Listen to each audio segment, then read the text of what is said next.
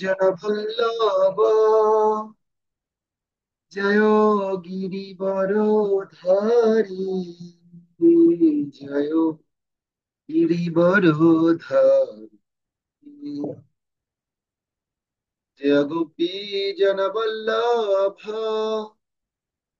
জয় গিরিবর ধারী, জয় গিরিবর ধারী। যশোদানন্দন ব্রজ জনরঞ্জন, যশোদানন্দন ব্রজ জনরঞ্জন, যমুনা তীরাবনচারী, যমুনা তীরাবনচারী, জয় রাধা মাধব কুঞ্জ বিহারী। হরে কৃষ্ণ হরে কৃষ্ণ, কৃষ্ণ কৃষ্ণ হরে হরে, হরে রাম হরে রাম, রাম রাম হরে হরে, হরে কৃষ্ণ হরে কৃষ্ণ, কৃষ্ণ কৃষ্ণ হরে হরে, হরে রাম হরে রাম, রাম রাম হরে হরে, হরে কৃষ্ণ কৃষ্ণ কৃষ্ণ হরে হরে, হরে রাম রাম রাম হরে হরে, হরে কৃষ্ণ কৃষ্ণ কৃষ্ণ হরে হরে, হরে রাম রাম রাম হরে হরে, হরে কৃষ্ণ কৃষ্ণ কৃষ্ণ হরে হরে, হরে রাম রাম হরে হরে, হরে কৃষ্ণ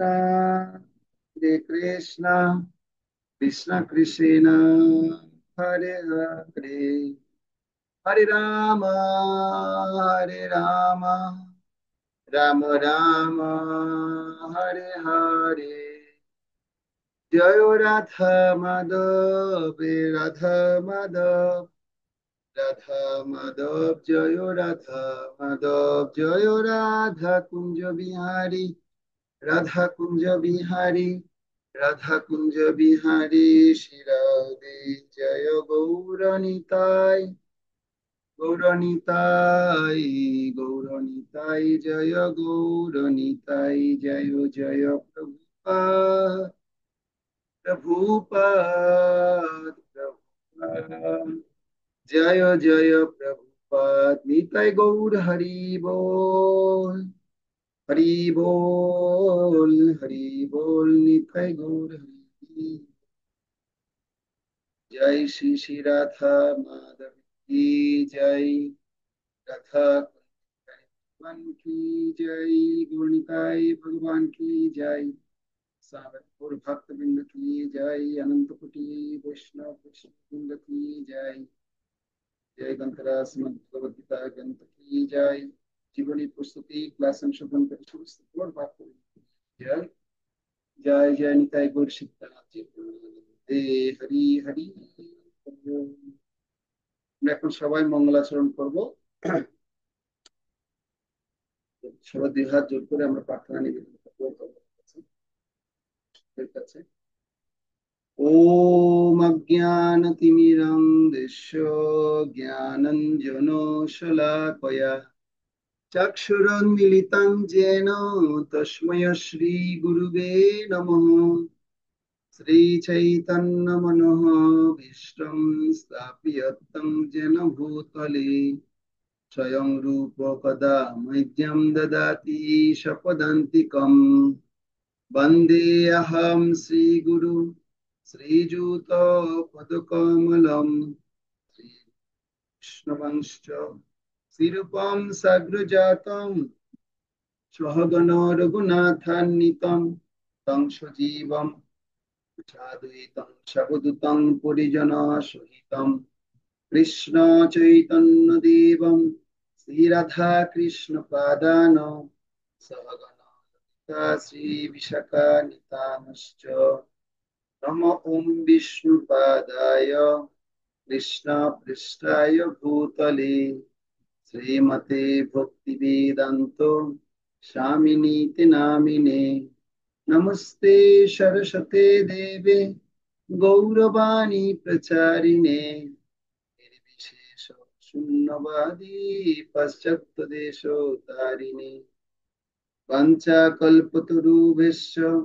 कृपा सिन्धुभ्येव च पतितानां पावनेभ्यो वैष्णवेभ्यो नमो नमः पञ्चतत्त्वात्मकं कृष्णं भक्तरूपस्वरूपकं भक्तावतारं भक्त्वाख्यं नमामि भक्तशक्तिकम् नमो महावदन्नाय कृष्णप्रेमप्रदायते कृष्णाय कृष्णचैतन्य नाम्नि गौरतिसे नमः हे कृष्ण करुणा सिन्धु दीनबन्धु जगत्पते गोपेश गोपिका कान्तो राधा कान्त नमस्तुते तप्त काञ्चन गौराङ्गी राधे वृन्दावनेश्वरी वृषभानुसुते देवी प्रणमामि हरिप्रिये नीलाचल निवासाय नित्याय परमात्मने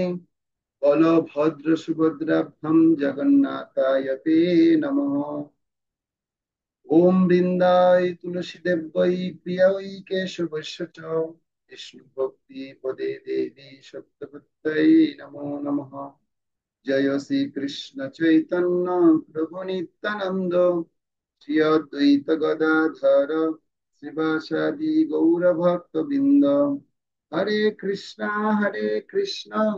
कृष्ण कृष्ण हरे हरे हरे राम राम राम हरे हरे सबाई हाथ जोड़ ओम नमो भगवते वासुदेवाय ओम नमो भगवते वासुदेवाय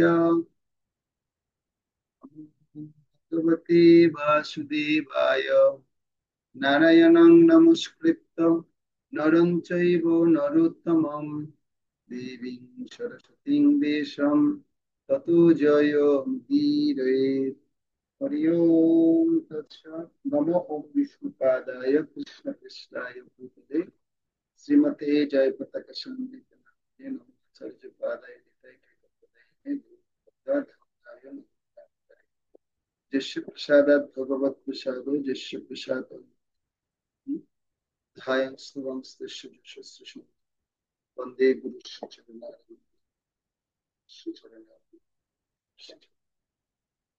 हरे कृष्ण ধন্যবাদ সকলকে আজকে বৈকালীন অধিবেশনে উপস্থিত হওয়ার জন্য যে প্রস্তুতি ক্লাসের আলোচনায় আমরা গত ক্লাসে জীবনী প্রস্তুতিমূলক আলোচনার মধ্যে ধারাবাহিক ভাবে আমরা শুনছিলাম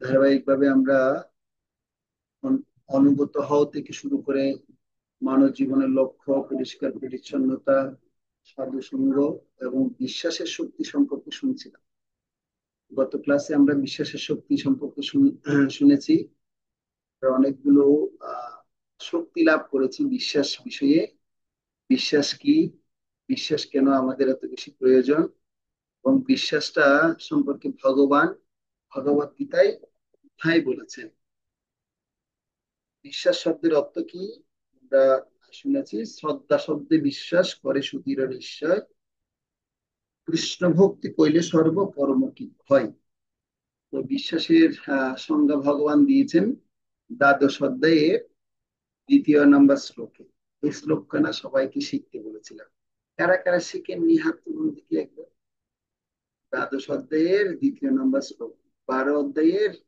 2 নম্বর শ্লোক 12 চ্যাপ্টারের 2 নং ভার্স বাংলায় বলেছি 2 বার ইংরেজি বলেছি একবার কারা কারা শিখেননি হাত তুলুন তো অনন্যা ভৌমিক মাতাজি শিখেননি কেন পরীক্ষা ছিল?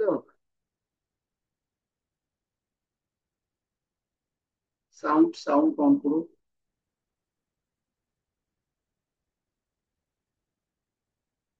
ঋষিকে মাতাজি শিখিনি কেন? প্রভু, পরীক্ষা ছিল তো। পরীক্ষা ছিল তো, শেষ হয়নি এখনো হুম, পরীক্ষা? হয়েছে। তাহলে তো এখন শিখতে পারবে। অনন্য ভৌমিক শিখিনি কেন? প্রভু, ওই আগের সপ্তাহে ক্লাসটা করি নাই তাই জন্য। তাহলে কিভাবে হবে? আমি তো গ্রুপে ক্লাস দিয়ে দিয়েছি, দেখতে হবে। নেক্সট টাইম থেকে আমরা ভুল করবো না। ভুল প্রভু, আমি করলে আমার খেয়াল নিজেরই করিনি। লস। আমার নিজেরই লস। প্রতি সপ্তাহে একটা একটা শ্লোক শিখা মানে আমার একটা একটা শ্লোক সঞ্চয় হওয়া, পকেটে টাকা রাখা। শ্লোক শিখা মানে হচ্ছে কি, পকেটে টাকা থাকা, ব্যাংকে না, পকেটে। যখন ইচ্ছে তখন আপনি খরচা করতে পারেন। মানে যে কোনো সময় আপনি বিপদে পড়লেন, ভগবান আপনাকে সেই স্মৃতি স্মরণ করেন। সেজন্য শ্লোক শিক্ষা মানে কিসে? পকেটে টাকা থাকা। টাকা আবার ব্যাংকে গিয়ে তুলতে হবে না। অরণ্যগুলো শিখেননি কেন? ক্লাসে ছিলেন না বলে? হরে কৃষ্ণ প্রভু, প্রণাম। প্রভু আমি পড়ছিলাম এটা, মানে পড়ে রাখছি, শিখবো শিখবো বলে আর শেখা হয় নাই।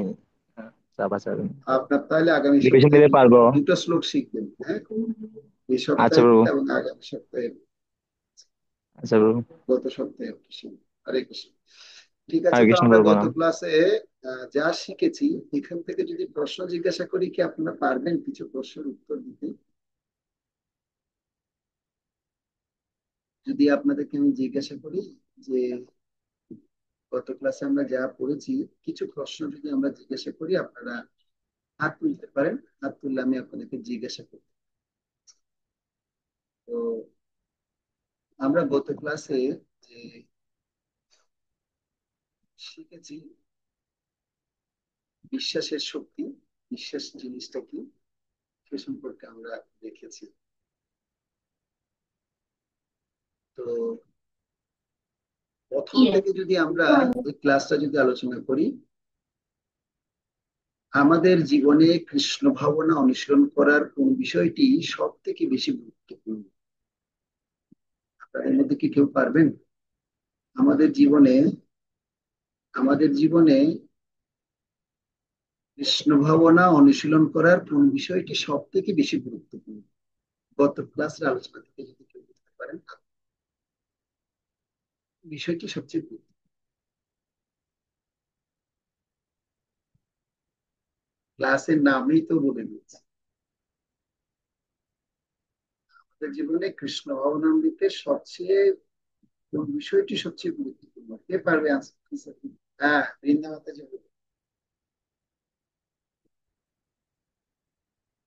বলুন, বৃন্দা মাতাজি। হুম। হ্যাঁ, শোনা যাচ্ছে, শোনা যাচ্ছে, हाँ শোনা हाँ। যাচ্ছে। ये कर। हाय हाय प्रभु दीदी जी क्या यार है। চার কি পারবে? বৃন্দা মাতাজি হাত তুলেছে, পারবে আনসার করতে?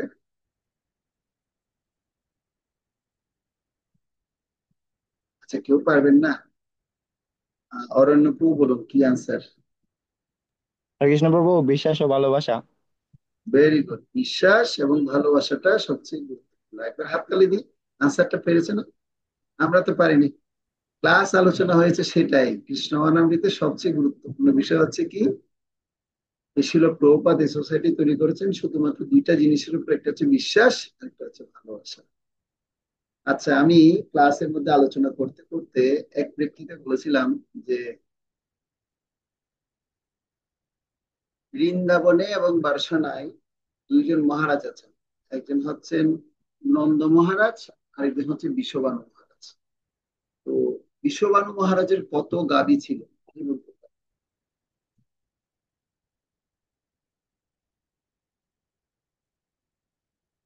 হাত তুলতে হবে। বলুন বৃন্দা মাতাজি, আপনি হাত তুলে কথা বলছেন না কেন?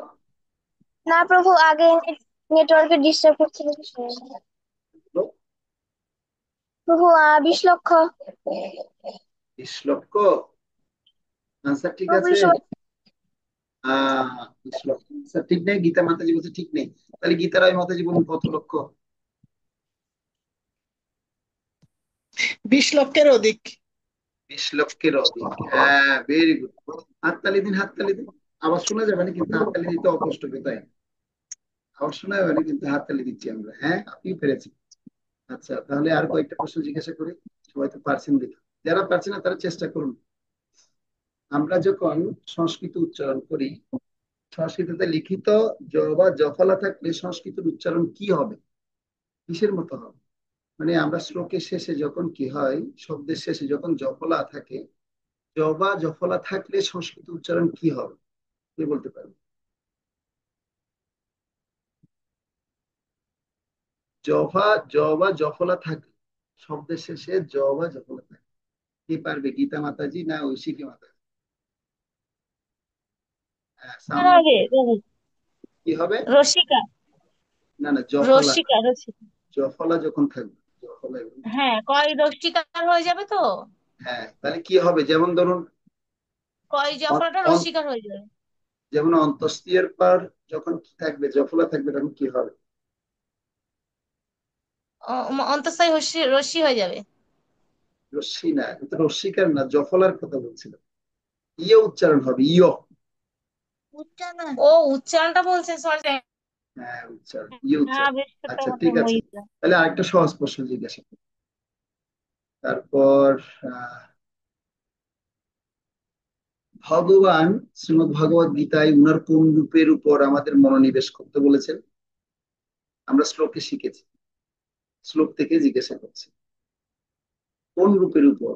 সাকার, নিরাকার, না নির্বিশেষ ব্রহ্মের, না কোনটা, কোনটা রূপের প্রতি আরাধনা করতে বলেছে? কে পারবে? সাকার। মা, আপনি হাত তুলেননি কেন? হাত তুলতে হবে তো, তখনই জিজ্ঞাসা করবো। আচ্ছা, ঠিক আছে, তারপরে পেরেছে। আজকে প্রথম দিন প্রশ্ন জিজ্ঞাসা করছি, আনসার তাড়াতাড়ি দিচ্ছে। আর দেখুন গীতার ওই মতে যে কত মনোযোগ দিয়ে শুনেছে, আর আমরা যারা ইয়াং স্টুডেন্টরা আছে তারা মনোযোগ দিয়ে শুনছি না। না, একদম। ধন্যবাদ মাতা। আচ্ছা, ধন্যবাদ। তো এবার নেক্সট কোয়েশ্চেন, হ্যাঁ, 10টা কোয়েশ্চেন জিজ্ঞেস করবো। আচ্ছা, ভগবানকে কয়ভাবে উপলব্ধি করা যায় এবং সেগুলো কি কি? Same question. আচ্ছা, গীতার মাতা যে হাত তুলেছে, দাঁড়ান, এখন তখন না, আমি জিজ্ঞেস করবো, আমি জিজ্ঞেস করে তখন সাউন্ড। অরণ্যকেও বলুন, হ্যাঁ। হরে কৃষ্ণ প্রভু, প্রণাম। প্রভু, ভগবানকে তিন রূপে উপলব্ধি করা যায়। একটা কি হচ্ছে কি? ব্রহ্মরূপে, হুম। আর একটি ব্রহ্মরূপে, আরেকটি হচ্ছে পরমাত্মা রূপে, আরেকটি হচ্ছে স্যার প্রভু পূর্ণরূপে। পূর্ণরূপ মানে কি? পূর্ণরূপ বলতে প্রভু আপনি যেটা ওই এক্সাম্পল দিয়েছিলেন, মানে কি সূর্যকে সেটা কি? সেটা কি? পূর্ণরূপ মানে কি? প্রভু প্রভু প্রভু হচ্ছে পূর্ণরূপে ভগবানকে পুরোপুরিভাবে জানা। না, শব্দটা হচ্ছে এরকম, ব্রহ্মরূপে বললেন, পরমাত্মা রূপে বললেন, এরপরে শব্দটা কি পূর্ণরূপে হবে না? যেমন আমরা বলি পূর্ণ, পূর্ণতর, পূর্ণতম, তাহলে সেটা পূর্ণতম হবে, তো পূর্ণতমটা কে? ভগবান শ্রীকৃষ্ণ প্রভু। সেটা ভগবান রূপে হবে, ভগবান। বদন্তি তত্ত্ববিদস্তত্ত্বম যজ্ঞান উদয়ম ব্রহ্মেতি পরমাত্মেতি ভগবান ইতি শব্দতে। ঠিক আছে? তো পূর্ণ বললে হবে না, পূর্ণটা ব্রহ্ম, পূর্ণতর হচ্ছে পরমাত্মা, আর পূর্ণতম হচ্ছে ভগবান। ঠিক আছে? তারপর আরেকটা কোশ্চেন যদি করি, 6 নাম্বার কোশ্চেন হচ্ছে, ভক্তি যোগে আমরা ভগবানকে ভক্তি করার জন্য কয় ধরনের পন্থা আছে, কয় ধরনের ভাবে আমরা ভগবানকে সেবা করি, কয় ভাবে, কত বিধি ভক্তি আছে, কে বলতে পারবেন আপনি? হ্যাঁ, বলুন, গীতা মাতাজি বলুন। হ্যাঁ, হরে কৃষ্ণ প্রভু, নববিধা ভক্তি। হ্যাঁ, 9 রকম নবিধা। ভক্তির পথ আছে। হ্যাঁ, নবিধা ভক্তি আছে, হরি বল, হাততালি সবাই। তো কি কি নবিধা ভক্তি গুলো বলতে পারবেন কি? ওই শান্ত দাস্য সখ্য না না, ওগুলো হয়নি। ছোট মনে নেই। ওই অর্চন। হ্যাঁ, আহ প্রথম কি অর্চন দিয়ে শুরু হয়েছে? না, প্রথম কি? না, প্রথম কি? শ্রবণ হ্যাঁ, শ্রবণম শ্রবণ শ্রবণম কীর্তন। আচ্ছা, বৃন্দাকারণ্য শ্রবণম আছে। কীর্তনম। আচ্ছা, শ্রবণম কীর্তন। হ্যাঁ, তারপর আপনি নটা পুরোটা বলেননি তো। আমি নটা পুরোটা বলিনি, তাহলে তো অপরাধ করে ফেলেছি। নটা আবার বলেন পুরোটা। একটা সুন্দর শ্লোক আছে, শ্রবণম কীর্তনম বিষ্ণু পাদ সেবনম দাস্যম সূক্ষ্ম সে আত্মনিবেদন। ঠিক আছে, এ হচ্ছে নববিধ ভক্তির একটা অঙ্গ। শ্রবণ কীর্তন স্মরণ বর্ধন, ওটা হলো চারটা। পাদ সেবনম দাস্য আত্মনিবেদন। তো এই নববিধ ভক্তি কথা ভক্তি রসামৃত সিন্ধু গ্রন্থে রূপ গোস্বামী বর্ণনা করেছেন।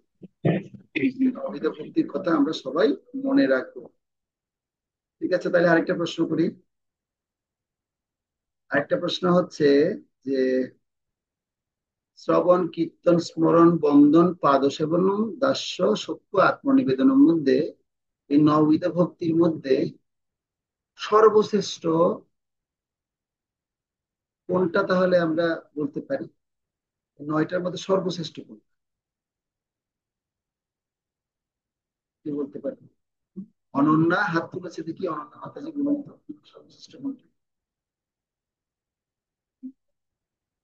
অনন্যা মাতাজি হাত তুলেছো তো, কথা বলো। সর্বত্র সমর্পণ। আত্মসমর্পণ। হ্যাঁ। দেখি আরেকটু আনসার, বৃন্দা মাতাজি বলুন। কে? তো বলা হচ্ছে নববিধ ভক্তির নয়টা অঙ্গেই সর্বশ্রেষ্ঠ, কিন্তু প্রথম হচ্ছে শ্রবণ দিয়ে শুরু হয়। এই যে আমরা ক্লাস করছি, আপনারা শুনছেন, শোনার মাধ্যম দিয়ে জ্ঞানটা লাভ হচ্ছে। সেজন্য আমি একটা শ্লোক বলেছিলাম, ছিন্নতাম শপথা কৃষ্ণ পূর্ণ শ্রবণ কীর্তন হৃদয় অন্তস্থ অবদ্রাণী বিদুনতি সুরিসতাম। অর্থাৎ ভগবানের কথা যদি পূর্ণ মনোযোগ দিয়ে শ্রবণ করতে পারি, তাহলে হৃদয়ের সমস্ত অবদ্রগুলো কি হয়ে যাবে? বিদূরিত হয়ে যাবে। সেজন্য শ্রবণটা সবচেয়ে গুরুত্ব। আচ্ছা, এই নববিধ ভক্তির দ্বারা কোন মহান ভক্ত তিনি ভগবানকে লাভ করেছিলেন? কে বলতে পারবেন? হাত তুলুন। হ্যাঁ, অরণ্য প্রভু বলুন। হরে কৃষ্ণ প্রভু, প্রভু অম্বরীশ মহারাজ। অম্বরীশ মহারাজ, হরি বল। হাততালি, থ্যাংক ইউ। তো আজকের ক্লাস থেকে এভাবে প্রত্যেক ক্লাসে আমরা এরকম কমপক্ষে 10খানা প্রশ্ন জিজ্ঞাসা করব। তো এই প্রশ্নের উপর আপনাদের একটা পরীক্ষা হবে। তো এখন আপনাদের আস্তে আস্তে, যেহেতু আপনারা অনেকদিন ধরে সুন্দর মতো ক্লাস করছেন, আমরা একটু একটু ক্লাসের পড়াগুলো যেন মনে থাকে, সেজন্য একটু আমরা এটাকে বলা হয় পুনরালোচনা বা রিভিউ। তো সেই পুনরালোচনা যেন করতে পারি, সেজন্য আপনাদের সহযোগিতা তো আমার দরকার। তাহলে আমরা ক্লাসের নোটগুলো একটু ভালো মতো পড়তে হবে, পূর্ণ মনোযোগ দিয়ে শুনতে হবে, তাহলেই আমরা সমস্ত প্রশ্ন আনসার গুলো করতে পারবো। তাই প্রতিটি ক্লাসের প্রতিটি শব্দগুলো খুব মনোযোগ দিয়ে আমরা শুনবো, এবং এভাবে প্রশ্ন জিজ্ঞাসা করলে যেন আমরা উত্তর করতে পারি। আচ্ছা, দ্বাদশ অধ্যায়ের আমরা যে শ্লোকটা আপনাদেরকে শিখতে দিয়েছি, এই শ্লোকটা সবাই আশা করি শিখেছেন। দ্বাদশ অধ্যায়ের 2 নম্বর শ্লোক। আমি একবার শ্লোকটা বলছি। ময়া বেশ্য মনোজেমাম নিত্যযুক্ত উপাসতে শ্রদ্ধয়া পরয়ৌত পেতাস্তে মে যুক্ত তমা মতঃ। তো এই শ্লোকটা অত্যন্ত গুরুত্বপূর্ণ একটি শ্লোক, যেখানে ভগবান বলছেন যারা তাদের মনকে আমার সবিশেষ রূপে নিবিষ্ট করেন এবং অপাকৃত শ্রদ্ধা সহকারে প্রতিনিয়ত নিরন্তর আমার উপাসনা করেন, আমার মতে তারাই হচ্ছে সর্বশ্রেষ্ঠ যোগী। তো সে কথা আমরা বুঝতে পেরেছি। তার মানে ভক্তি যোগী হচ্ছে সর্বশ্রেষ্ঠ।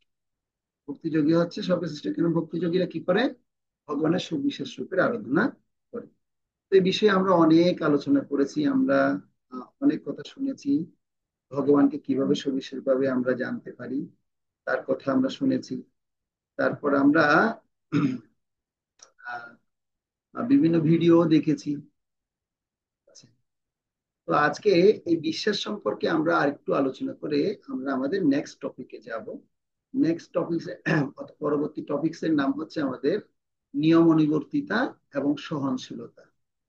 আমাদের পরবর্তী টপিকের নাম হচ্ছে নিয়ম অনুবর্তিতা এবং সহনশীলতা। তো বিশ্বাসের শক্তি সম্পর্কে আমি আপনাদেরকে আরেকটু আলোচনা করবো, পরে তারপর আমরা নিয়ম অনুবর্তিতা ক্লাসের মধ্যে যাব। তো বিশ্বাস সম্পর্কে আহ একটা স্টোরি আমি আপনাদেরকে বলতে চাই, একটা গল্প আমি আপনাদের শোনাবো। যখন আমরা ভগবানের মহানুভবতা অনুভব করি, তখন আমাদের চেতনা ভগবানের প্রেম সেবার প্রতি কি হয়, আকৃষ্ট হয়, অর্থাৎ তার প্রতি বিশ্বাসটা অনেক বেশি দৃঢ় এবং গাঢ় হয়। তো একদা একবার কি হয়েছে, এক নদীর তীরবর্তী আশ্রমে এক সাধু তিনি বাস করতেন। তো গ্রামের লোকেরা তাদের কাছে গিয়ে, মানে অর্থাৎ সে সাধুর কাছে গিয়ে কৃষ্ণ কথা শুনতে আসতেন। এবং সে সাধু এত বেশি শক্তিশালী ছিল, এবং সাধুর কথার প্রতি অনেক ভক্তের হৃদয়ের মধ্যে বিশ্বাস ছিল, যেহেতু সে সাধু ভালো মতো সে ভক্তি অনুসরণ করতেন। তো সেখানে অনেক ব্যক্তি, মানে শ্রোতার মধ্যে আহ, একজন শ্রোতা ছিলেন, তিনি গোয়ালিন। অর্থাৎ তিনি আহ বিভিন্ন বাড়ি থেকে দুধ সংগ্রহ করে তিনি কি করেন, দুধ সাপ্লাই দিতেন, অর্থাৎ দুধ সরবরাহ। তো এক গোয়ালিনী প্রত্যহ আশ্রমে মানে কি করতেন, প্রত্যেক দিন তিনি সেই সাধুর আশ্রমে গিয়ে দুধ নিয়ে যেতেন। হ্যাঁ, কিন্তু তিনি যখন দুধ নিয়ে যেতেন, অর্থাৎ যাওয়ার পথে তাকে একটা নদী পার হয়ে যেতে হতো। তো এখন যেহেতু গোয়ালিনী প্রতিদিন তিনি সময় মতো গিয়ে ওখানে যেতেন, আর ওখানে সেই নদী পার হওয়ার জন্য একটা নৌকা থাকতো, কিন্তু নৌকাটাকে নির্দিষ্ট টাইমের মধ্যে সেখানে যেতে হতো। সকালবেলা থেকে দুপুর পর্যন্ত থাকতো, 12টার মধ্যে যদি যাওয়া যেত তাহলে সেই নদীর মধ্যে নৌকাটা থাকতো, নয়তো সেই নৌকাটা আবার মাঝি নিয়ে তিনি তার গন্তব্যস্থলে চলে যেতেন। তো এখন গোয়ালিনী তিনি সময় মতো কি করছিলেন, প্রতিদিন দুধ নিয়ে যেতেন। একদিন কি হয়েছে, তিনি হঠাৎ মানে দেরি হয়ে গেল। তো তিনি সেই গুরুদেবের জন্য, অর্থাৎ সেই সাধুর জন্য তিনি দুধ নিয়ে যেতে পারেননি। তো গুরুদেব তখন কি করলেন, তার বিলম্বের কারণ জিজ্ঞাসা করলেন যে তুমি আজকে এত দেরি করে আসলে কেন। তখন গুরুদেবকে তিনি বলছেন, গুরুদেব আসলে আমি তো আহ মানে কি করেছি, মানে আসার জন্য চিন্তা করেছি, কিন্তু ওই নদীতে খেয়া ছিল না, নৌকা ছিল না, বা খেয়া ছিল না, বিদায় আমি নদী পার হতে আমার দেরি হয়ে গেছে। মাঝি যখন নৌকা নিয়ে আসলেন তখনই আমি পার হয়ে আসলাম। তো গুরুদেব কি করলেন, তাকে মানে বললেন, পরবর্তীতে বলছে, তোমাকে আমি এত কথা বলেছি যে তুমি ভগবানের প্রতি কি তোমার বিশ্বাস নেই, যে তুমি ভগবানের প্রতি পূর্ণ বিশ্বাস নিয়ে তুমি ভগবানের কথা চিন্তা করতে করতে তুমি নিজেও নদী কি হয়ে যেতে পারবে, পার হয়ে আসতে পারবে। তখন সে বলছে কিরকম গুরুদেব। বলছে হচ্ছে কি, আসলে ভগবানের নামের প্রতি যদি কেউ পূর্ণ বিশ্বাস যদি রাখে, তাহলে তিনি এই ভব সমুদ্র, ভব নদী পর্যন্ত পার হয়ে যেতে পারেন। আর তুমি কিনা সামান্য নদীটুকু পার হতে পারবে না। হ্যাঁ, এই বিশ্বাস তোমার ভগবানের প্রতি নেই। তখন এই গোয়ালিনীর কিন্তু হৃদয়ের মধ্যে কথাটা খুব মানে কি হয়েছে, হৃদয়ে অন্তস্থ হয়েছে, যে কথাটা আসলে তো খুব সত্য কথা। ভগবানের নাম যদি গুণকীর্তন যদি করি, তাহলে তো আমি ভব সমুদ্র পর্যন্ত পারে হয়ে যেতে পারি। সবাই তো সে কথা বলছে, তাহলে কি আমার সেই বিশ্বাসটা নেই? কিন্তু গোয়ালিনীর হৃদয়ে সরল বিশ্বাস ছিল, এবং তার মনের মধ্যে সে কথাটা গেঁথে গেল। তো পরের দিন তিনি কি করলেন, পুনরায় সেই গুরুদেবের জন্য তিনি আবার দুধ নিয়ে আসতেন। আসার জন্য কি করলেন, প্রস্তুতি নিলেন। পরক্ষণে তিনি আবার কি হলো, তার আবার দেরি হয়ে গেল। তো কিন্তু দেরি হয়ে গেলে কি হবে, কিন্তু তার গুরুদেবের কথার প্রতি একটা তার বিশ্বাস রয়েছে। কি, গুরুদেব বলছে তুমি ভগবানের কথা বলতে বলতে, ভগবানের গুরুনাম কীর্তন করতে করতে তুমি ভব সমুদ্র পর্যন্ত পারি হয়ে যেতে পারবে। তো পরের দিন সেই গুরু পাদ্মের কথা স্মরণ করে তিনি মানে হরে কৃষ্ণ মহামন্ত্র জপ করছেন, হরে কৃষ্ণ কৃষ্ণ কৃষ্ণ হরে হরে, হরে রাম রাম রাম হরে হরে বলতে বলতে তিনি কি করলেন, সত্যি সত্যি সে নদীর উপর হেঁটেই পার হয়ে গেলেন। ঠিক আছে। তো ঠিক সময়ে তিনি যে মানে নৌকা পাননি, সেই নৌকা না পাওয়ার ফলেও কিন্তু তিনি গুরুদেবের কথার প্রতি অগাধ বিশ্বাস এবং ভালোবাসা ছিল বিদায় তিনি কি করেছেন, তিনি সেই নদী পার হয়ে গুরুদেবের কাছে চলে আসেন। আর গুরুদেব এ দেখে আশ্চর্যান্বিত হয়ে বলছে, কিরে তুমি তুমি আসতে পারলে কি হবে, আজকে কি খেয়া ছিল? বলছে, না গুরুদেব, খেয়া ছিল না, কিন্তু আপনার কথার প্রতি আমার একটা আলাদা বিশ্বাস জন্মে গেছে, আর আমি সেই বিশ্বাসেই নদী পার হয়ে গেছি। বলছে, কি বলিস? বলছে, হ্যাঁ গুরুদেব। তো গুরুদেব তো অবাক হয়ে গেছে। তো এই এই ব্যাপারটা মানে শুনে গুরুদেবের এত বেশি কি হয়ে গেছে, মানে মানে কি বলছে, আমার কথার প্রতি তোমার পূর্ণ এত পূর্ণ বিশ্বাস, বলছে কেন বিশ্বাস থাকবে না গুরুতে? আপনাকে তো আমি গুরুরূপে গ্রহণ করেছি, আর আপনার কথা তো আমি মেনে চলছি, বিধায় আমার হৃদয় তো পরিবর্তন হচ্ছে। তো সেই পরিবর্তন নিয়ে তো আমি অবশ্যই হেঁটে চলে আসলাম। তো এতে তো অবিশ্বাসের কোনো কারণ নেই। তখন তিনি বললেন, হ্যাঁ তাই তো, ঠিক আছে, তাইলে চলো গিয়ে দেখি তুমি আসলে কিসের দিব্য মন্ত্র দিয়ে পার হয়েছে কিনা, তুমি একবার, তোমাকে আমি পরীক্ষা করে দেখি। তখন কি করলেন, তো মানে গোয়ালিনীকে নিয়ে তিনি সে নদীর পাড়ে গেলেন, বলতে দেখি তুমি তাহলে একবার পার হয়ে দেখাও। বলছে হ্যাঁ গুরুদেব, অবশ্যই আপনি দাঁড়ান, আমি দেখুন আমি কি হয়ে যাচ্ছি। তখন তিনি হরে কৃষ্ণ মহামন্ত্র দিব্য নাম গুরু প্রদত্ত দিব্য মন্ত্র জপ করে করে তিনি নদী পার হয়ে গেলেন। কিন্তু গুরুদেব এই অবস্থা দেখে বলছে তাহলে তো ঠিক আছে, ওর এত প্রতি বিশ্বাস, কি আমার আমার মানে এই মন্ত্র কাজ করে কিনা আমি দেখি। এবং গুরুদেবও সেম অবস্থা করে তিনি কি করলেন, হ্যাঁ তিনিও সেই নদীতে পার হওয়ার জন্য হরে কৃষ্ণ মহামন্ত্র করে আসেন। কিন্তু গুরুদেবের দেখা যাচ্ছে কি আস্তে আস্তে সে হাঁটু জলে ডুবে যাচ্ছে। তো এখন ব্যাপার হচ্ছে কিরে বাবা, শিষ্যা পার হয়ে গেল কিন্তু গুরুদেব হাঁটু জলের মধ্যে ডুবে যাচ্ছে, ব্যাপারটা কি? তো গুরু জলের মধ্যে গিয়ে তিনি কি করছেন, হরে কৃষ্ণ বলছেন আর কাপড় তুলে এগিয়ে যাচ্ছেন। তার মানে তার বিশ্বাসটা পূর্ণরূপে ছিল না। সে হয়তো জ্ঞানের দ্বারা সে জানতে পেরেছে, কিন্তু বিশ্বাসের জোর না থাকায় তিনি পার হতে পারলেন না।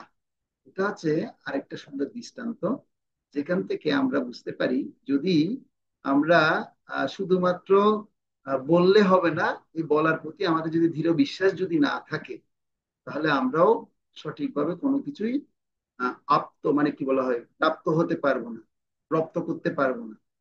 তো অনেক সময় কি যেমন আমি অনেক সময় আপনাদেরকে অনেক কঠিন কঠিন সিদ্ধান্ত দৃষ্টান্ত দিচ্ছি, কিন্তু আমিও যদি ভক্তি ভালো মতো যদি অনুশীলন না করি, বিশ্বাস যদি আমারও যদি পাকাপোক্ত না থাকে, তাহলে হয়তো আমার কথার দ্বারা ভগবান মুখ নিঃসৃত জ্ঞান আমি বলছি, ভগবানের কথার দ্বারা আপনারা নিজেরা কি হয়ে যেতে পারেন, পরিবর্তন হতে পারেন, কিন্তু আমিও পরিবর্তন নাও হতে পারি।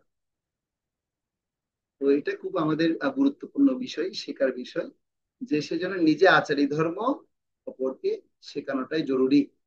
না, আমি যে ধর্মটা আচরণ করব সে আচরণের উপলব্ধি জ্ঞানটাই আমি অন্যকে যদি বলতে পারি, তাহলে সেখান থেকে আমরা কি করতে পারবো, সেই সুফলটা লাভ করতে পারবো। ঠিক আছে।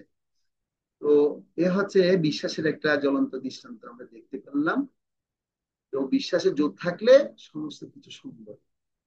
তো ভগবান অবশ্যই রয়েছেন, তিনি এই জগতে সর্বসর্বা, এই বিশ্বাস আমাদেরকে করতে হবে। এবং ভগবান অস্তিত্বে যত আমরা বিশ্বাস করব, তত আমরা ভগবানের প্রতি পূর্ণ ভালোবাসা আমাদের কি হবে, অধিষ্ঠিত হবে। তো এরকম একটা আমি আপনাদেরকে জাগতিক একটা উপমা দিতে চাই। একবার কি হয়েছিল, অলিম্পিক গেমস আপনারা হয়তো সবাই কম বেশি নাম শুনেছেন। তো আমেরিকার একটা ছোট্ট শহরে একটা ছোট্ট মেয়ে, হ্যাঁ, সে মানে শৈশবে, হ্যাঁ তার খুব ইচ্ছা, সে মানে কি সে দৌড়াদৌড়িতে খুব এক্সপার্ট সে ছিল, কিন্তু অতি শৈশবে দুর্ঘটনাবশত একটি মেয়ে, সে দুটো পায়ে চরমে হয় ক্ষতিগ্রস্ত হয়ে যায়। তো ডাক্তার বললেন যে আসলে আপনি তো আর কোনোদিন চলাফেরা করতে পারবেন না। কিন্তু তার ইচ্ছা ছিল সে দৌড়াবে, সে বিশ্ব দৌড়ের মধ্যে কি হবে, প্রতিযোগিতায় সেরা হবে। তো তার মা তাকে বলছেন তুই ভগবানের যোগ্যতা তোমাকে দিয়েছে, ভগবানের প্রতি বিশ্বাস রাখো, তুমি অবশ্যই একদিন পারবে, শুধুমাত্র বিশ্বাস আর অনুশীলন তুমি করে যাও। তখন সেই মেয়েটি ভাবলো ভগবানের ইচ্ছা থাকলে অবশ্যই হবে, ইচ্ছা থাকলে অবশ্যই উপায় হবে, ভগবানের ইচ্ছা হলেই, আমার চেষ্টা থাকলে অবশ্যই আমি একদিন না একদিন আমি পারবোই। তখন সেই মেয়েটি তখন কি করলো, তিনি ধীরে ধীরে হাঁটার অভ্যাস শুরু করলো। তো অভ্যাস করতে করতে তখন তিনি আস্তে আস্তে অল্প অল্প দৌড়াতে শুরু করলো। এবং অল্প অল্প দৌড়াতে দৌড়াতে দৌড়াতে সে কি করলো, সে এভাবে একটি দৌড় প্রতিযোগিতায় অংশগ্রহণ করলো। এবং সে সে দৌড় প্রতিযোগিতায় মানে লাস্ট পজিশন পেল, সে প্রথম পজিশন পায়নি, সর্বশেষ পজিশন পেল। তখন সে কি করলো, আরো কয়েক বছর মানে তিনি সেইভাবে প্র্যাকটিস করছে, সে করতে করতে 1960 সালে অলিম্পিকে তিনি 3টি স্বর্ণ পদক জয়লাভ করেছেন। তো এটা হচ্ছে বিশ্বের প্রথম স্থান অধিকারী সেই মেয়ে, তার নাম ছিল হচ্ছে উইলিয়াম রোডফ। কি নাম? উইলিয়াম রোডফ। তো সে মেয়েটির যে বিশ্বাস ছিল, সে ছোটবেলায় তার দুর্ঘটনাবশত যে পায়ে যে আঘাত পেয়েছিল, ডাক্তার বলেছিল যে তুমি আর কোনোদিন দৌড়াতে পারবে না, চলাফেরা করতে পারবে না। কিন্তু মায়ের কথার প্রতি তার পূর্ণ বিশ্বাস, ভালোবাসা ছিল। এবং সেও কি করেছে, সেই বিশ্বাস এবং ভালোবাসার জের ধরে সে হাঁটতে চললো, এবং হাঁটতে হাঁটতে সে দৌড়াতে শুরু করলো। দৌড়াতে দৌড়াতে সে কি করলো, সে অলিম্পিকে স্বর্ণপদক, তিনটি স্বর্ণপদক সে লাভ করেছে। এটা হচ্ছে জাগতিক ভাবে একটা দৃষ্টান্ত আপনাদেরকে দেওয়া হয়েছে। যেটা ভগবান শ্রীকৃষ্ণ ভগবত গীতায় 7ম অধ্যায়ে 8 নম্বর শ্লোকে তিনি বলছেন, পুরুষং নৃষু, মানে আমি হচ্ছে মানুষের ক্ষমতা, বিভিন্ন প্রকার বিশ্বাস এবং শ্রদ্ধা অনুসারে বিভিন্ন প্রকার উপাসনা মানুষ করে থাকে। যারা সাত্ত্বিক গুণের অধিকারী মানুষ, তারা দেবতাদের পূজা করে। যারা রাজসিক ব্যক্তিরা, তারা যক্ষ এবং রাক্ষসদের পূজা করে। এবং যারা তামসিক ব্যক্তিরা, তারা ভূত প্রেতাত্মাদের পূজা করে। তো এই শ্লোকটি বিশেষ করে 17 অধ্যায়ে 4 নম্বর শ্লোকে ভগবান বলছে।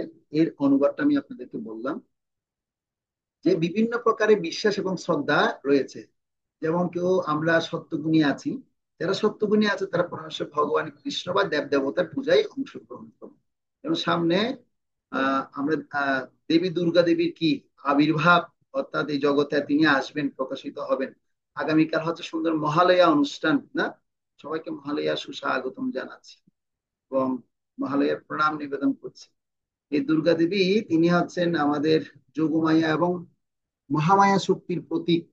ভগবানের বহিরঙ্গা শক্তি দুর্গা দেবী, তিনি এই জগতে আসেন আমাদের এই বদ্ধ জীবদেরকে কারাগারে রেখে তিনি আমাদেরকে অর্থাৎ আমাদের দোষ মুক্ত করার জন্য কারারক্ষী হিসেবে তিনি দাঁড়িয়ে থাকেন। কোথায়? ত্রিশূল নিয়ে 3টা আঘাত দিয়ে তিনি আমাদেরকে জগতে আবদ্ধ করে রেখেছেন। আদি দৈবিক, আদি ভৌতিক এবং আদি আধ্যাত্মিক 3টা শক্তি দ্বারা আমাদেরকে জগতে আবদ্ধ করে রেখেছে। সেজন্য এই 3 প্রকারের শক্তি দেবী দুর্গা দেবী পরিচালনা করছেন। তো যাই হোক, তো আমি যে কথাই বলছি, সত্যগুণে অধিকারী ব্যক্তিরা তারা কি করবে, তারা এরকম দেব দেবতার আরাধনা করবে। আর যারা নির্গুণে অর্থাৎ গুণের অতীত হয়ে যাবে, তারা পরমেশ্বর ভগবানের এই ভক্তিযোগ পন্থা অবলম্বন করে তারা কি করবে, পূর্ণরূপে ভগবানের সেবায় নিয়োজিত থাকবে। আর যারা রাজসিক ব্যক্তি, তারা কি করবে, রাজসিক ব্যক্তিরা তারা যক্ষ এবং রাক্ষসদের পূজা করবে। আর তামসিক ব্যক্তিরা ভূত এবং প্রেতাত্মাদের পূজা করবে। এ সম্পর্কে 17 অধ্যায়ের 4 নম্বর শ্লোকে সে কথা বলা হয়েছে। তো সেজন্য আমাদের বিশ্বাসটা অত্যন্ত দরকার। কোন গুণের বিশ্বাস আমাদের হৃদয়ের মধ্যে জাগছে সেটা আমাদের খেয়াল রাখতে হবে। সত্যগুণী বিশ্বাস না রজগুণী বিশ্বাস না তমগুণী বিশ্বাস? সত্যগুণী বিশ্বাস হলে অবশ্যই আমাদের কৃষ্ণ এবং তার কি আছে, কি বলা হচ্ছে, এতে চাংশ কলা পুংস কৃষ্ণস্ত ভগবান স্বয়ং, তার অংশ কলাবতারদের পূজা আরাধনা করবে। আর রাজস্বিক যদি বিশ্বাস থাকে তাহলে যক্ষ রাক্ষসদের পূজা করবে। আর যদি তামসিক বিশ্বাস থাকে তাহলে ভূতপ্রেত আপনাদের পূজায় সে লিপ্ত হবে। তো এখন একটা পয়েন্ট আমি আপনাদেরকে বলবো, দুইজন ব্যক্তির মধ্যে কথোপকথন হচ্ছে। তো আমি এখন একটা স্লাইড আপনাদেরকে শেয়ার করব। এই স্লাইডটা দুইজন ব্যক্তি আপনারা পড়বেন, একজন প্রতীক হবেন আর একজন বালক হবেন। ঠিক আছে, আমি সিলেক্ট করে দিচ্ছি কে প্রতীক হবেন আর কে বালক হবেন। আহ কুকুর মাতাজি হবেন পথিক আর প্রশ্মী মাতাজি হবেন বালক। ঠিক আছে, দুইজন আপনারা একটা কথোপকথন আমি এখন দেখাবো, সেটা আপনারা পড়বেন। পড়ার পর এখান থেকে কি শিক্ষা লাভ করতে পারছি আমরা এখন দেখব। দেখা যাচ্ছে স্লাইড। প্রথমে পথিক পড়বেন। পথিক কার নাম বলেছি? হ্যাঁ প্রভু দেখান। পথিক পড়ো, পথিক। কোথায়? হরে হ্যাঁ, কৃষ্ণ প্রভু নাম। হ্যাঁ, প্রথম প্রথম 4 নাম্বারটা পরে, একজন পথিক দেখলো একটি বালক জঙ্গলের পথ দিয়ে হেঁটে যাচ্ছে। সে তাকে কিছু কথা বলতে চাইলো। তার মধ্যে যে কথোপকথন হয়েছিল তা পড়ো এবং প্রশ্নগুলির উত্তর দাও। পথিক পড়ো। হ্যাঁ, পথিক, তুমি কোথায় যাচ্ছ? বালক পড়ো, সাথে সাথে করতে হবে। হ্যাঁ, ওই প্রশ্নী মাতাজি কোথায়? আর দেখা যাচ্ছে না। প্রভু কাকে বলেছেন, আমাকে? ঠিক আছে, তোমার নেট মনে ডিস্টার্ব করছে, সেজন্য তুমি শুনতে পাচ্ছ না। হ্যাঁ, হ্যাঁ। আচ্ছা, উত্তরা কি আছো? ভিডিও অফ প্রভু করে। আমি বলছি, ঠিক আছে, তাহলে তুমি প্রভু বলো। বলছি, হ্যাঁ, বলো। বালক বৃন্দাবনে শ্রীকৃষ্ণ মন্দিরে। হ্যাঁ, তুমি বলো। তুমি সকালে কি আবৃত্তি করেছিলে? এভাবে বলবে না, ভগবানের কিভাবে দিব্য কথা নাম। কিভাবে বলে, এখানে শিকার আছে। তুমি সকালে কি আবৃত্তি করেছিলে? এখন ভালো করে ভগবানের দিব্য নাম, এভাবে সুন্দর করে বলতে হবে। হ্যাঁ, তারপর প্রতীক, প্রতীক পড়ো, টুকুর পড়ো। আরে তুমি সকালে কি আবৃত্তি করেছিলে? ভগবানের দিব্য নাম।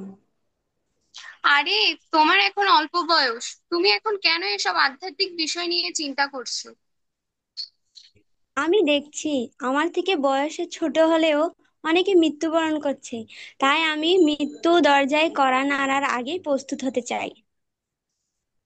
তোমার এই পদক্ষেপ খুবই সীমিত এবং লক্ষ্যবহুল, যার মানে তোমার যোগ্যতা কম কিন্তু অনেক উচ্চাকাঙ্ক্ষা। আমার কর্তব্য হচ্ছে এগিয়ে যাওয়া এবং লক্ষ্য অর্জনে ভগবানের সঙ্গে থাকা। ভগবান শ্রীকৃষ্ণ বলেছেন, যারা আমার প্রতি নিত্য প্রীতিপূর্বক সেবায় যুক্ত থাকে এবং বিশ্বাস করে, তারা আমার কাছে ফিরে আসতে পারে।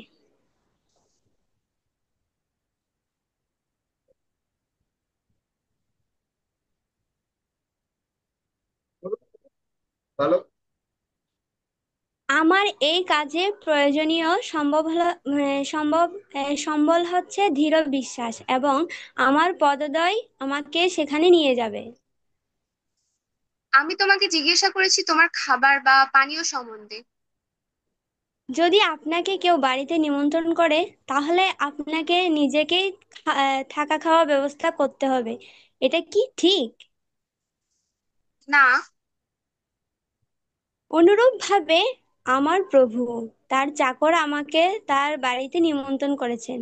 এটা আমার দিক থেকে চিন্তা করার কোনো প্রয়োজন নেই যে তিনি আমার জন্য কিছু করবেন না, এবং পাশাপাশি অন্যান্য সকলের জন্যও ব্যবস্থা করবেন না। তারা তাকে দর্শন করতে যাক বা না যাক। কিছুদিন পর ওই পথিক বৃন্দাবনে বৃন্দাবনে বালকে দেখতে পেল। দেখতে পেয়ে কি হলো? শ্রদ্ধা শব্দে বিশ্বাস, কহে সুদৃঢ় নিশ্চয়, কৃষ্ণ বৈতি কইলে সর্বকর্ম। এটা দ্বারা মুখ্য বিষয় হচ্ছে, বাল্যকাল শিশুকালে কৃষ্ণ ভজে কৃষ্ণ কয়বার আসে, যৌবনকালে কৃষ্ণ ভজে কৃষ্ণ আসে কি না আসে, আর বৃদ্ধকালে কৃষ্ণ ভজে জমেরও তোর আসে। এই কথাটা আমরা প্রথম একটা দুইটা ক্লাসে আমরা শুনেছিলাম। সেজন্য শ্রদ্ধাটা এবং বিশ্বাসটা অত্যন্ত দরকার। সে শিশু অবস্থায়ও সে ভগবানকে লাভ করতে পারে। যেমন আমরা ছোটবেলায় দেখেছি যে ছোটবেলায় কে ভগবানকে লাভ করেছে 5 বছর বয়সে? ধ্রুব মহারাজ, প্রহ্লাদ মহারাজের মতো মহান মহান ভক্তরা। সেজন্য চৈতন্য চরিতামৃতে মধ্যলীলায় 62 নম্বর শ্লোকে বলছে, শ্রদ্ধা শব্দে বিশ্বাস কহে সুধীর নিশ্চয়, কৃষ্ণ ভক্তি কইলে সর্বকর্মকৃত হয়। কৃষ্ণ ভক্তি সম্পাদিত হলে অন্য সমস্ত কর্ম আপনা থেকেই সম্পাদিত হয়ে যায়। এই সুদৃঢ় বিশ্বাসকে বলা হয় শ্রদ্ধা। কে কাকে বলেছে? সনাতন গোস্বামীকে শ্রী চৈতন্য মহাপ্রভু এটা শিক্ষা দিয়েছে। কিন্তু শ্রী চৈতন্য মহাপ্রভু দাঁড়িয়ে আছে, সনাতন গোস্বামী তিনি মুখের মধ্যে ঘাস নিয়ে মহাপ্রভুর চরণে প্রণিপাত করে বলছে যে আমি আপনার চরণে সমর্পিত হলাম, আপনি আমাকে উপদেশ দিন, কি করব আমি। তখন মহাপ্রভু উপদেশ সেটাই দিলেন, শ্রদ্ধা শব্দে বিশ্বাস কহে সুদৃঢ় নিশ্চয়, কৃষ্ণ ভক্তি কইলে সর্বকর্মকৃত হল। কৃষ্ণ ভক্তি সম্পাদিত হলে অন্য সমস্ত কর্ম আপনা থেকে সম্পাদিত হয়ে যায়। এই সুদৃঢ় বিশ্বাসকে বলা হয় শ্রদ্ধা। সেজন্য আমরা যারা কৃষ্ণ ভক্তি অনুশীলন করার জন্য এখানে প্রয়াসী হয়েছি, তা আমাদের দেখতে হবে যে এই কৃষ্ণ ভক্তি করলে সর্বকর্মকৃত হবে, এতে কোনো সন্দেহ থাকা যাবে না। যেমন শ্রীমদ ভাগবতমে একটা শ্লোকে বলছে যে আপনারা দেখবেন ভগবদ গীতার প্রথম অধ্যায়ের 42-41 নম্বর শ্লোকে ওখানে বলছে, দেবর্ষি ভূতিপ্তি নীনাম বৃত্তি নীনাম চ ন কিঙ্কর রাজন, কত শরণ্য মুকুন্দ ইতিহর্তা কত্তম। মানে যদি কেউ ভগবান শ্রীকৃষ্ণ অথবা মুকুন্দ চরণে যদি সমর্পিত হয়, তাহলে তার কখনো দেব ঋণ, ঋষি ঋণ, এই জগতের পিতামাতার ঋণ, এমনকি এ সমাজের ঋণ, ঋষিদের ঋণ, কোন প্রকার ঋণে তার কি করতে হবে না, বন্ধনে আবদ্ধ হতে হবে না। সে সমস্ত প্রকার ঋণ থেকে কি হবে, মুক্ত হতে পারবে। সেজন্য আমাদের কি করতে হবে, যে ভগবান কৃষ্ণ এবং মুকুন্দের চরণে যদি আমরা সম্পূর্ণভাবে মনোযোগ এবং বিশ্বাসটা যদি রাখতে পারি, তাহলে কৃষ্ণ ভক্তি করলে সর্বকর্ম হয়, তাহলে সমস্ত কিছু কি হবে, সমস্ত কর্মগুলো সঠিক এবং সুন্দর সুসম্পন্ন হবে। এতে আমাদের কি হবে, তিনটা লাভ হবে। একটা হচ্ছে কি, আমাদের শোক থাকবে না, ভয় থাকবে না, এবং মোহ থেকেও মুক্ত হয়ে যাবে। শোক, মোহ, ভয়, এই তিনটা থেকে মুক্ত হয়ে যাব। ঠিক আছে, তো এটা আমাদের প্রত্যেককে কি করতে হবে, এই বিষয়টা খেয়াল রাখতে হবে। তো এখন আমরা আমাদের নেক্সট টপিকের আলোচনা আমরা করব। সে নেক্সট টপিক হচ্ছে আমাদের আজকের সুন্দর একটি টপিক, নিয়মানুবর্তিতা এবং সহনশীলতা। তো আমি আপনাদেরকে এতক্ষণ পর্যন্ত বিশ্বাস সম্পর্কে বলেছি। তো আমরা যদি কৃষ্ণের প্রতি বিশ্বাস রাখি, তাহলে বিশ্বাসের শক্তিতে আমরা, কৃষ্ণ আমাদেরকে অনুপ্রেরণা জাগাবে, কোনো আমাদের কষ্ট হবে না, কোন রকম ভয় থাকবে না, কোন রকম মোহ থাকবে না, এবং আহ কোন প্রকারের সুখ থাকবে না। এটা আমরা জানতে পারলাম বিশ্বাসের শক্তি।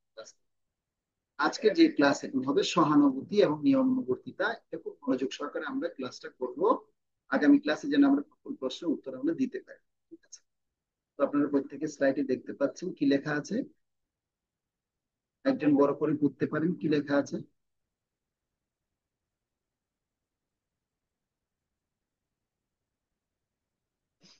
দেখি ঐশিকী মাতাজি পড়ুন তো কি লেখা আছে।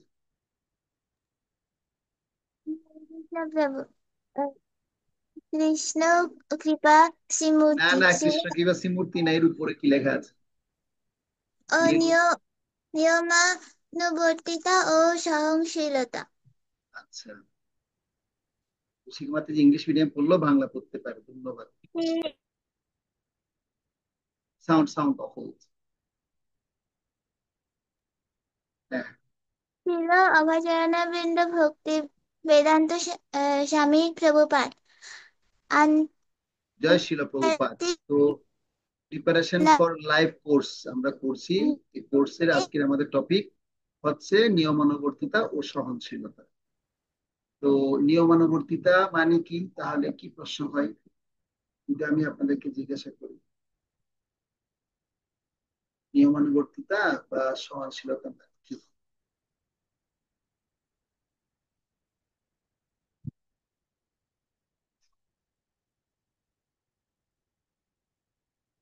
আমি আপনাদেরকে এখানে দুটো প্রশ্ন এখানে দিয়েছি। সহস্র যুদ্ধ জয় করার চেয়ে